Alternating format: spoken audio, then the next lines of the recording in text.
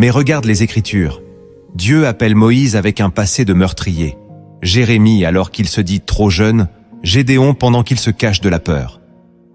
Ce n'est pas la puissance humaine qui attire l'appel de Dieu, mais l'ouverture du cœur. Dieu cherche des cœurs disponibles, pas des profils parfaits.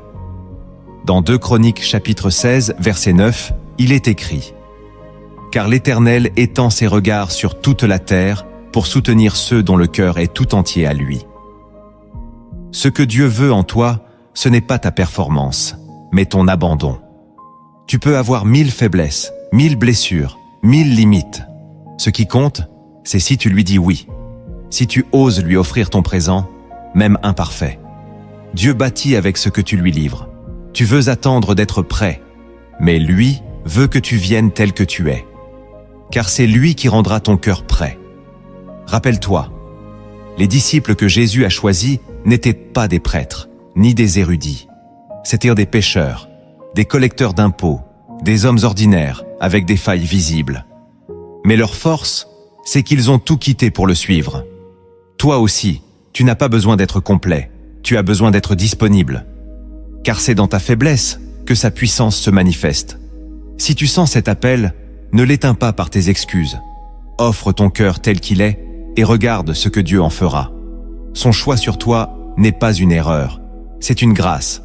Et cette grâce commence à se manifester dès l'instant où tu acceptes de répondre, même en tremblant. Le troisième fondement que tu dois comprendre, c'est que Dieu te choisit souvent au milieu du chaos. Tu crois peut-être que Dieu t'appellera quand tout ira bien, quand ton cœur sera en paix, quand tes blessures seront guéries. Mais la vérité, c'est que Dieu t'appelle souvent dans la tempête. Il surgit au moment où tu penses que tout est fini, que plus rien n'a de sens. Car c'est précisément là que ton cœur est prêt à entendre. Dans le livre d'Exode, Moïse reçoit son appel non pas en Égypte, ni dans un palais, mais dans un désert, après 40 ans d'exil, brisé, oublié. C'est dans ce lieu de solitude que Dieu allume le buisson ardent. Et toi, tu es peut-être dans un désert aujourd'hui. Tu as perdu des repères, tu as été trahi, abandonné, vidé. Mais Dieu dit, c'est là que je viens te chercher. Ce n'est pas dans ta réussite qu'il veut te rencontrer, mais dans ton effondrement. Parce que c'est là que tu es vrai, que tu n'as plus de masque. Et c'est ce cœur nu, ce cœur blessé, mais sincère, que Dieu utilise.